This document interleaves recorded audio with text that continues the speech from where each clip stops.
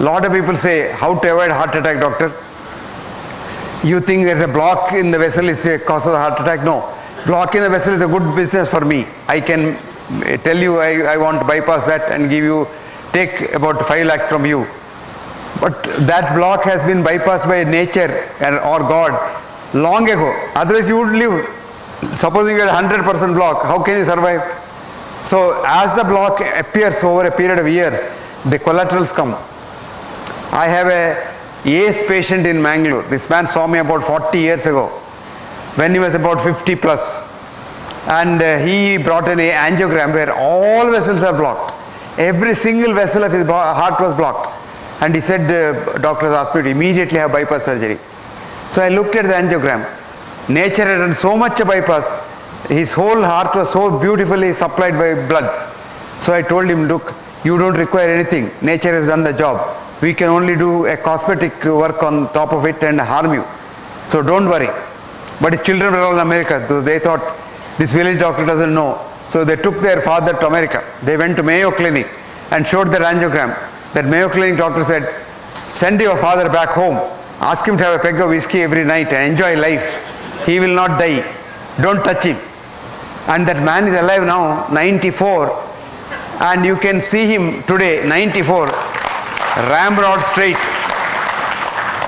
He had 3 cancers after that in the last 40 years. Survived all the cancers also.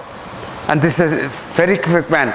If you read Mangalore newspapers, this man has now taken the voluntary job of chief traffic warden. Early morning at 9 o'clock, he's about 6 feet 4 inches height. He'll put on that police dress and come and stand in Hampalkatta and direct traffic. At the age of 94.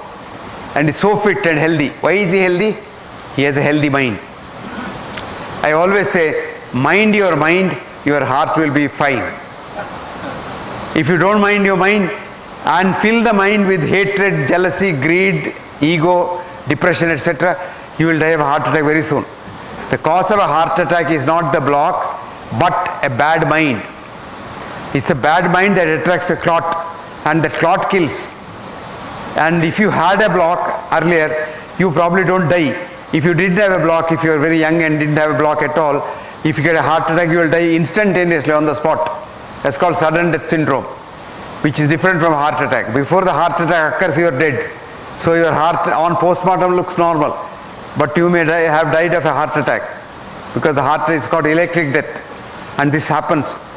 It happens in 2 circumstances. A, if you are an alcoholic, if you drink a lot of alcohol, your wiring inside the heart gets eaten up, moth eaten, and wiring gets snapped one day.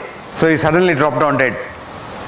But if you have a heart attack and you are old and have many blocks, you will never die. You will have chest pain, come to the doctor, make the doctor rich, and you will go on and on and on, jug on, and you don't die. So the secret is the block in the vessel, coronary vessel, is not the cause of a heart attack. Recently they did a study in America. They took angiograms of people, lot of people, and everybody had some block.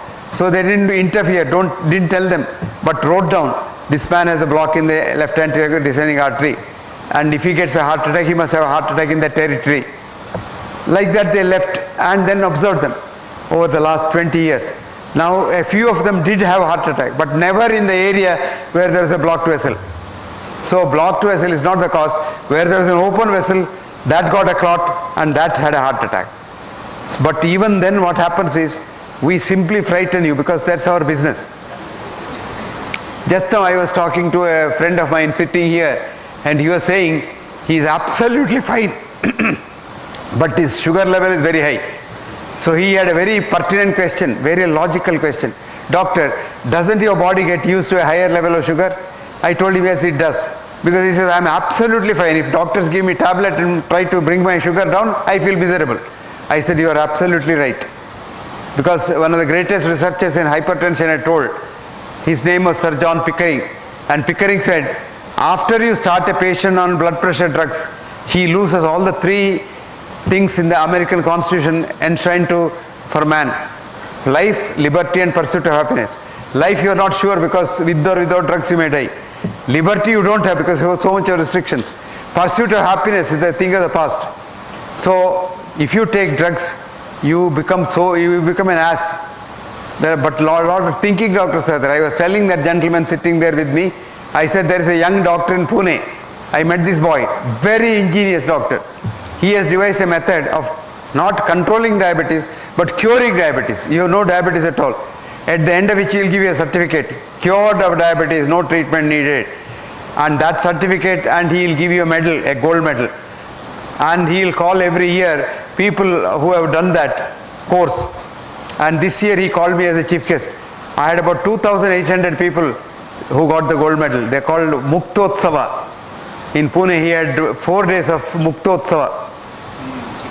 Tripathi. Pramod Tripathi. Actually, one of the participants this year who got the gold medal from me was our former Home Minister, Sushil Kumar Shinde. And Shinde told me, sir, with about 20 units of insulin 3 times a day and 3 tablets, my sugar used to be, average used to be 240. With this boy's treatment, it has never gone beyond 110. And I'm very happy and healthy now.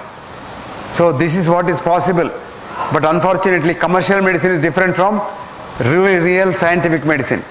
And if you want to know the scientific medicine, it's very easy to live a healthy life. Healthy life, if you want to live, have a healthy mind. And the word that kills you is that arrogance. Do you know who I am? I'm a high court judge. I'm this, that I starts the illness. When once you say we, it starts wellness. All that you do is convert that I into we. That's all, as simple as that. So the things that kill you are the negative feelings in your mind. The things that keep you healthy are positive feelings for others. If you want to be healthy and happy, make others healthy and happy. I always tell my students, each one, at least reach one life so that he is made happy. And a lot of people go in search of happiness. I'll be happy when I get my daughter married. I'll be happy when I become the Chief Justice of India. I'll be happy when I become the Prime Minister of India. You will never be happy. If you are happy today, you will be happy all your life. So happiness is a journey. Happiness is not a goal. And what is a simple formula for happiness? Tell me. Catch hold of a man who is unhappy, make him happy. And happiness will come back. Happiness and love are like the mirror, you know. Christina, an American poet, has wrote, if love is what you give away, love is what comes back each day. So it comes and hits you back. So you love another person, the world loves you. You love yourself only and don't love nobody and hate others, you kill yourself faster. So friends, convert yourself, illness to we, wellness. You will all be very healthy. Then a lot of people think, oh, if I eat this, I'll be healthy. If I run a mile every day, I'll be healthy. If I run marathon now and then, I'll be healthy. All not correct. You are healthy if your mind is healthy. You don't have to even run nothing of the sort. You can eat anything as long as you don't eat when you are not hungry, you are fine. If you don't eat too much and become obese, you are fine. Eat what you like.